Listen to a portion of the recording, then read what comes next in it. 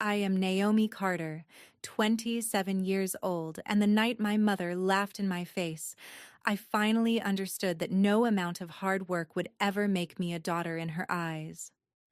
I was sitting at my parents' dining table while they gushed over my twin sister's wedding like it was some royal event, talking about imported flowers, a private garden venue, a designer gown, and a honeymoon so expensive it made no sense for a family that had always told me to be practical. I let them talk until I asked the one question that should never have caused a room to go silent. What about my share of the wedding fund? They all looked at me like I had interrupted something sacred. Then my mother leaned back in her chair, smiled like she was explaining something obvious to a child, and said, "Gold and dirt are not the same." My sister actually clapped at that. Clapped. Like humiliating me was the punchline to a joke they had all been waiting to tell. I did not cry. I did not argue. I did not give them the scene they probably wanted so they could call me dramatic and ungrateful. I just stood up, took my keys, walked out of the house, and drove through the night without answering a single call. By sunrise, my phone looked insane. 53 missed calls from my mother, 20 from my sister. Voicemails, texts, begging, pleading, telling me to come back before I made a terrible mistake. I stared at the screen for a long time before I finally sent one message. "Why are you begging a piece of dirt?" But to understand why that one text sent my whole family into panic, you need to know what they had been taking from me for years. By the time my sister and I were old enough to understand how families worked, I already knew ours had a favorite. We were twins, but that was where the similarity ended.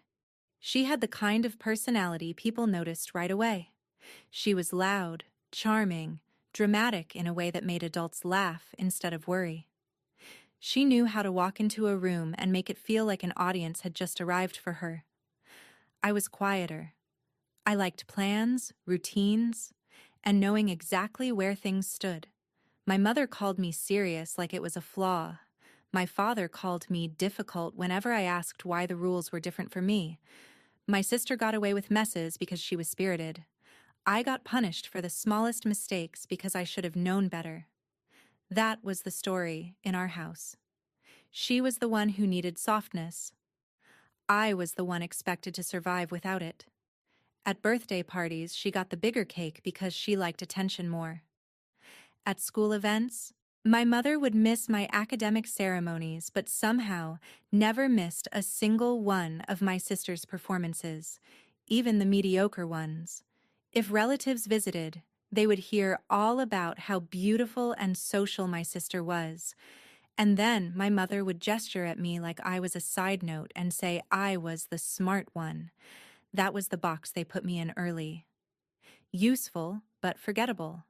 Capable, but unloved. The older we got, the more obvious it became that my parents were not trying to hide it. They bought her clothes because she cared about fashion. They gave her extra spending money because she had a social life to maintain. They let her cry her way out of consequences while telling me I was too cold whenever I refused to play along. I used to think if I achieved enough, if I behaved well enough, if I made their lives easier, eventually they would look at me the way they looked at her. But every win of mine only seemed to irritate them more. When I got the highest grades in school, my mother said I was making my sister feel insecure. When I got a scholarship opportunity, my father said I should stop acting superior. When I worked weekends to buy my own laptop, my mother called me stingy for not sharing it more. Nothing I did was allowed to belong to me. If I succeeded, I was selfish. If I set boundaries, I was difficult. If I stayed quiet, they assumed I could handle more neglect. The wedding fund was the one thing I let myself believe might be fair.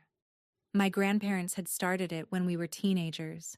It was supposed to be equal, a gift for both granddaughters, something practical for two futures that had not been written yet. I remember my grandmother squeezing my hand and saying, "No matter what happens later, This will be one thing no one can take from you. I held on to that sentence for years. I even added to the fund myself once I started working part-time in high school. Not a huge amount at first, but enough to matter to me because every dollar represented hours of effort no one had forced me to give. I contributed because I thought one day, when I got married, I would at least walk into that part of my life knowing something had been saved for me too. It sounds naive now, but when you grow up half-loved, you become an expert at building hope out of scraps. You take the smallest sign of fairness and treat it like proof that maybe the story is not finished yet. That was my mistake. I thought the wedding fund meant there was one part of my life my family could not rewrite around my sister. I had no idea they were already preparing to do exactly that. The easiest way to understand the difference between me and my sister as adults is this. I built things, she performed them. I worked my way through college with scholarships, internships, and jobs that taught me how to keep impossible schedules from falling apart. I ended up in wedding and event operations because I was good under pressure and even better at cleaning up disasters before anyone else realized there had been one. I knew contracts, vendor timelines, deposit schedules, contingency plans, and exactly how much emotion people attached to one perfect day. I also knew how much money people were willing to burn just to make strangers envy them for a few hours. That part never impressed me. I moved to Charlotte after college and built a life that made sense to me. My apartment was not glamorous, but it was peaceful. My work was demanding, but it was real. I paid my bills, kept my promises, and learned that stability was a luxury when you had grown up in emotional chaos. My sister went the other direction. She reinvented herself every 6 months depending on what kind of attention seemed easiest to get. She tried boutique fitness, then lifestyle blogging, then social media brand deals, then event hosting, none of which lasted long enough to become a real career. But because she looked polished and knew how to flatter people, my parents kept acting like she was on the brink of something huge. Every time she failed, they rebranded it as potential. Every time I succeeded, they treated it like a personality defect. By then, I was used to it. What they could not diminish was the life I had started building for myself. I met Ethan at a venue walkthrough after a storm had knocked out power during a rehearsal dinner. Everyone else was panicking. He was one of the architects consulting on the restoration of the property, and while the bride's family was spiraling, he was the only person in the room calmer than I was. We ended up laughing in a dark hallway over emergency candles and ruined seating charts. He was thoughtful without being performative, kind without needing credit for it, and he listened in a way that made me feel like I was not competing with noise just to be heard. We dated for 2 years before talking seriously about marriage, and when we did, it felt nothing like the chaos I had grown up around. We talked budget before flowers. We talked guest count before aesthetics. We talked about what mattered and what did not. We wanted something intimate, elegant, and honest. No spectacle, no pretending. Just a room full of people who actually loved us. For the first time in my life, I could picture a wedding without dread attached to it. Around that same time, my sister announced she was engaged to Miles Holloway, a corporate attorney with expensive taste, polished manners, and the kind of family background my mother had been chasing her whole life through country club invitations and strategic friendships. The way my parents reacted, you would have thought my sister had just married into royalty. Overnight, every conversation became about venues, menus, fittings, social circles, and how this wedding had to be perfect because it would open doors.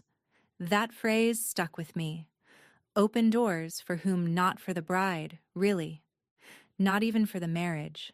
It was for my parents, for their image, for the fantasy they had always attached to my sister because she looked like the life they wanted people to think they lived. My mother started calling me more often, not to ask how I was, but to pick my brain about vendors, contracts, and timelines. Could I recommend a florist? Could I take a quick look at a catering agreement? Did I know anyone who could help them get a better rate on the venue? My first instinct should have been to say no, but old habits are hard to kill. Some part of me still wanted to be useful because usefulness had always been the closest thing I got to approval. So I answered a few questions. I connected them to a venue rep I trusted. I flagged a bad clause in one contract. I told them what realistic costs look like if they wanted quality without getting scammed. My mother thanked me like she was doing me a favor by letting me contribute. My sister barely thanked me at all. She was too busy posting mock-ups of floral arches and champagne towers to her followers, as if she had built the whole thing herself. Even then, I told myself it did not matter. I had Ethan. I had my own future. I had that fund, or at least I thought I did. I believed when our time came, there would still be something left that had my name on it. I did not yet understand that to my family, my competence was never something to honor. It was just another resource to drain. The dinner where everything finally broke started like every other family gathering in my parents' house. Too much performance, too much pretending. My mother had invited me down for what she called a small planning dinner before the final wedding push. I almost did not go, but Ethan encouraged me to keep things civil if I could. He had not grown up inside a family like mine, but he understood enough to know I was always mourning the family I wished I had, not the one that existed. So I drove in for the evening carrying a bottle of wine and the stupid hope that maybe this time they would at least behave like decent people for one meal. My sister was glowing in that carefully managed way she always had when she knew all eyes were on her. My mother kept bringing out binders and swatches and seating charts as if she were staging a campaign instead of a wedding. My father talked numbers in a vague, smug way that suggested he wanted to sound important without ever saying anything concrete. For the first half hour, I mostly listened. Then my mother started discussing a last-minute upgrade to the venue package. More flowers, better lighting, a luxury guest transportation option no one actually needed. I asked the question gently at first. I said, if you are spending at this level, what does that mean for the rest of the wedding fund? My mother stopped moving. My sister looked down at her plate. My father cleared his throat and reached for his water. I knew right then. I just did not know how bad it was. I asked again, more directly this time. What does that mean for my share? My mother set down her fork and gave me a look I had seen my whole life, the one that said I was about to be punished for ruining her preferred version of reality. She said there really is no your share anymore. Most of it went into your sister's wedding. She said it casually, like she was explaining weather. I stared at her. I asked what about the money I put into it. She shrugged. We all contribute to family, Naomi. Then I asked the question that made her smile. So you spent my grandparents' money and my money on her and never planned to tell me. She leaned back in her chair, crossed her arms, and laughed. Not a nervous laugh, not an embarrassed one, a cruel one. Gold and dirt are not the same, she said. Your sister is marrying into a world where appearances matter. That investment makes sense. You and Ethan are doing some tiny, tasteful thing. You do not need the same kind of help. For a second, I honestly did not hear the room. It was like my body had gone silent from the inside out. Then my sister clapped once, sharp and smug, and said, Mom is harsh, but she is not wrong. I think that was the moment something permanent in me cooled, because all my life I had pictured a breaking point as some big dramatic explosion. I thought if I was ever pushed too far, I would finally scream. Instead, I became very still. I looked at all three of them and realized none of them expected consequences. They expected pain, maybe tears, maybe an argument they could twist into proof that I was unstable and jealous. What they did not expect was for me to become strategic. So I stood up. My mother told me not to be dramatic. My father said we could discuss it later. My sister rolled her eyes and asked if I was seriously going to ruin the mood over money. I picked up my bag, my keys, and my coat. I said nothing. I walked out while my mother was still calling after me. The second I got into my car, I did not cry. I opened my laptop. Because in their rush to build a luxury wedding they could not actually afford, they had leaned on more of my professional access than they realized. The venue rep they were using had agreed to a temporary hold because of my recommendation. The floral designer had approved a discount through a referral code tied to my company network. A transportation vendor had only delayed full payment because I had vouched that this family would not embarrass me. I sent 3 emails and made 2 calls before I even backed out of the driveway. All professional, all clean. I informed the vendors that I was withdrawing personal and professional sponsorship from any pending flexibility arrangements connected to the Carter Holloway wedding. I clarified that I was not financially responsible for any outstanding balances and that no one should rely on my name or reputation moving forward. I did not ask anyone to cancel anything. I did not need to. I just removed the support they had built their fantasy on. Then I drove back to Charlotte through the night with my phone face down beside me. By the time I got home, I had 7 missed calls. By sunrise, it was over 70. 53 from my mother, 20 from my sister. A flood of voicemails that moved from outrage to panic in less than 6 hours. The venue needed immediate confirmation. The florist was pausing production. Transportation was suspended until payment cleared. My sister's makeup artist had heard there were contract problems and wanted reassurance. For once in their lives, they were not calling because they wanted something from me quietly. They were calling because everything they had built by stepping on me was shaking. I listened to one voicemail from my mother, where she sounded breathless and furious and scared all at once. "Naomi, call me back right now. You are taking this too far." Then one from my sister, sharp with panic under the attitude. "Do not do this to me. Do not ruin my wedding because you are bitter." I stared at the screen for a long time before typing my reply. "Why are you begging a piece of dirt?" Then I turned my phone off and finally went to sleep. When I woke up that afternoon, I expected to feel guilty. I had been trained for guilt. My entire childhood had conditioned me to believe that withholding help from people who treated me badly was somehow more shameful than the way they treated me in the first place. But guilt was not what I felt. Relief was. Not joy exactly. Not revenge in the cartoonish sense people imagine when they hear that word. It was the deep, almost unfamiliar relief of finally understanding that I did not have to keep volunteering to be the bridge people burned while standing on it. My phone was still exploding when I turned it back on. My mother had shifted into victim mode. "How could you do this to your own family after everything we have done for you?" My father, who had barely spoken the night before, sent one cold message accusing me of sabotaging your sister out of envy. My sister cycled through every version of herself in a single thread. First furious, then mocking, then pleading, then threatening to tell everyone I had tried to destroy her wedding because I could not stand to see her happy. That last one almost made me laugh. People like my sister always assume everyone else is motivated by the same shallow hunger they are. It never occurred to her that I was not trying to take her spotlight. I was just done carrying the stage. I did not answer any of them. I called Ethan instead.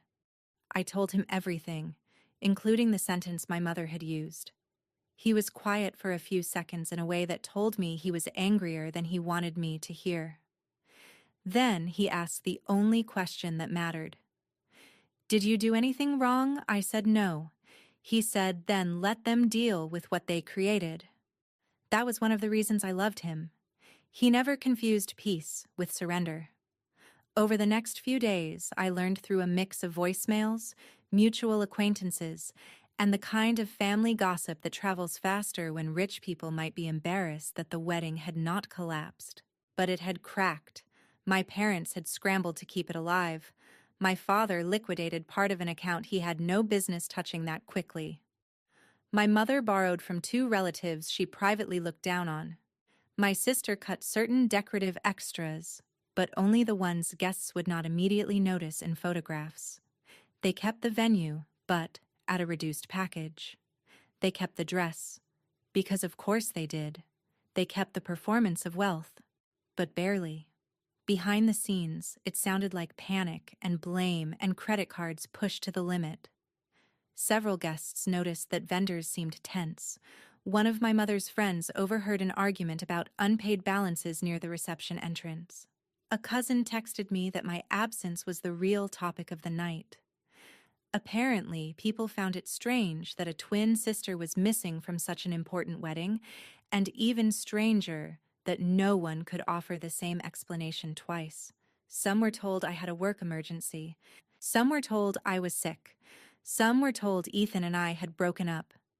My favorite rumor was that I had become too emotionally unstable to attend. That one had my mother's fingerprints all over it. Still, the photos my sister posted afterward looked glossy enough if you did not know what had happened outside the frame. She smiled like she had won. Miles smiled like a man posing beside an expensive acquisition. My mother looked exhausted under professional makeup. My father looked older than I remembered. The comments online were full of the usual empty praise. Dream wedding, fairy tale bride, obsessed with this couple. I looked at the pictures once and then never again. The strangest part was that I did not feel consumed by any of it. I had expected anger to keep burning, but distance changed the texture of everything. My family had built their lives around image, and the moment I stepped back, I could see how fragile all of it really was. They needed me more than they would ever admit. Not because they loved me, but because I was the practical spine in a family addicted to appearances. Without me, they could still throw a party. They just could not do it cleanly. Ethan and I moved ahead with our own plans in the quiet way that made me feel sane. We toured a lakeside property outside Charlotte that was smaller than any venue my mother would have approved of, and immediately knew it was right. It had old trees, soft light, and a view that did not need to prove anything to anyone. We talked to a local chef instead of a luxury caterer. We cut our guest list down to people who had actually shown up for us in real life. Every choice felt like a correction, not just to my wedding, but to my understanding of what celebration was supposed to be. It was not performance. It was witness. It was not about who could be impressed. It was about who could be trusted. Meanwhile, the calls from my family slowed, not because they had forgiven me, but because they were busy trying to maintain the illusion that everything was fine. I knew that phase would not last. Debt has a way of making truth louder. So does marriage when it is built on image instead of intimacy. I did not have to wish for consequences. I had already seen enough weddings to know they were coming. About 3 months after the wedding, the first real cracks started reaching me from outside the family bubble. One of my former college friends who still moved in overlapping social circles with my sister messaged me after midnight with a question that looked casual but was not. "Is everything okay with your sister and Miles?" I asked why. She said because Sienna has been posting a lot of vague quotes about loneliness and fake love, and she was seen crying at a restaurant while Miles left early. I should have felt sympathy. Instead, what I felt was recognition. Not because I had wanted her marriage to fail, but because I had seen the transaction from the beginning. Miles had not fallen in love with my sister. He had selected her. She was polished enough for photographs, eager enough to be shaped, and shallow enough to mistake being displayed for being cherished. My mother loved him because he came with status. My sister loved him because he came with status and expensive suits, and a last name that opened the kind of doors she had always wanted to stand in front of. But status is not intimacy. Being chosen is not being known. Once the wedding ended and the performance stopped being exciting, They were left with each other, and there was not much there. Around the same time, my father's financial situation began unraveling in a way that would have been almost poetic if it had not been so pathetic. He had always prided himself on being the smartest man in the room when it came to money. That was part of why the wedding overspending had gone so far. He truly believed he could outmaneuver reality later. Only later arrived faster than expected. Emergency borrowing turned into rolling balances. Rolling balances turned into pressure. Pressure turned into mistakes. One of his colleagues apparently learned he had borrowed privately from clients' social circles to cover personal obligations, and while I never got the full story, I heard enough to know his professional credibility took a hit. My mother's boutique, which had already been limping along on the strength of local image rather than actual profit, started missing payments too. She sold inventory at discount, then pretended it was a seasonal strategy. She canceled a charity committee commitment she had bragged about for years. Friends she used to entertain stopped calling as often once there was no longer a polished table to sit at. My parents had spent so long curating the appearance of stability that they had no idea how to survive without applause. That was when the messages started again. They came through numbers I did not know, through distant relatives, through one old neighbor who left me a long voicemail about how family is family no matter what. My mother wrote me a letter and mailed it to my office. Not my apartment. My office. That alone told me she still did not understand shame. In the letter, she tried every version of the truth except the real one. She wrote that wedding stress had caused things to be said in the wrong tone. She wrote that families make mistakes. She wrote that my sister was struggling in her marriage and needed support from her twin. She did not write that she had called me dirt. She did not write that she had stolen money meant for me. She did not write that she had only noticed my value once my absence had a price tag. I folded the letter and threw it away. A week later, my sister called from a private number. I should not have answered, but something in me wanted to hear what her voice sounded like when life stopped clapping for her. She did not bother with small talk. She said she and Miles were having difficulties. She said marriage was harder than she expected. She said he was always traveling, always working, always irritated, and lately he had started making comments about her spending and her family's instability. Then she moved to the real point. She asked if I still had contacts who could help my mother's boutique with an event partnership, maybe something upscale that would bring in new clients. When I stayed silent, she pushed further. She asked if Ethan knew any investors. I almost admired the nerve. Even then, in the middle of her own unraveling, she still saw me as a utility, not a sister, not a person she had humiliated, a tool she hoped had not learned its worth. I told her no. She got sharp immediately, accused me of enjoying this, accused me of waiting for them to suffer so I could feel superior. That was when I finally said something that had been true for years. I do not need you to suffer to know who I am. I just needed to stop letting you decide it. She hung up on me. Not long after that, a family acquaintance told me my parents were quietly preparing to sell their house and move into a much smaller place. Officially, they wanted less maintenance. Unofficially, debt was choking them. The same house where I had spent years being told my role was to understand, to adjust, to give more, was now one more thing they could not afford to keep. Ethan found me sitting in our kitchen the night I heard that news, staring at nothing. He asked if I was okay. I told him I did not know what I felt. There was no triumph in it.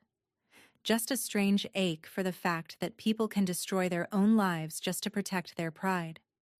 He sat beside me and said something I never forgot. Some people would rather lose everything than admit they were wrong to the one person they treated the worst. He was right.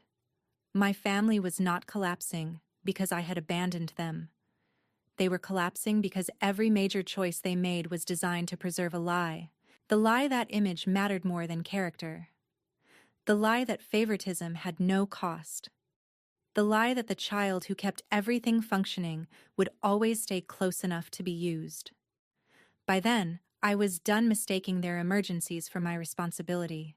I had spent too much of my life paying emotional interest on debts I never owed. If they were finally being forced to face what they had built, then that was not cruelty. That was consequence. The final time they reached out, it was almost 8 months after that dinner. By then, Ethan and I had finished nearly all the planning for our wedding. We had our invitations, our menu, our music, and a guest list so intentional that every name on it made me feel calmer instead of obligated. My life had become so steady that the chaos I came from felt like a separate country. Then one evening, just as I was leaving work, my phone rang with a video call from an unknown number. I almost ignored it, but something made me answer. My mother's face filled the screen first, older and thinner than I remembered, her makeup gone, her posture collapsed in a way I had never seen. My father was beside her, looking as though pride had finally become too heavy to carry, and behind them, on the edge of a sofa in what was clearly not their old house, sat my sister. Silent. No perfect hair, no smugness, no applause left in her. For a moment, none of us spoke. Then my mother started crying. Real crying. Not the theatrical kind she used to produce in public when she wanted sympathy. She said my name the way people say it when they have run out of every other strategy. She told me they had made terrible mistakes. She told me they had lost the house. She told me my sister and Miles were separating and that the divorce was getting ugly. She told me my father's career was damaged and things were not easy anymore. Then she said the words I had waited my whole life to hear and no longer needed. We were wrong.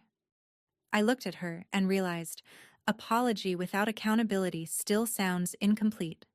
So I asked the only question that mattered. Wrong about what? She closed her eyes for a second, like the answer physically hurt. Wrong about you, she said. Wrong about your worth. Wrong about the way we treated you. Wrong about choosing appearances over fairness. My sister still would not look at the camera.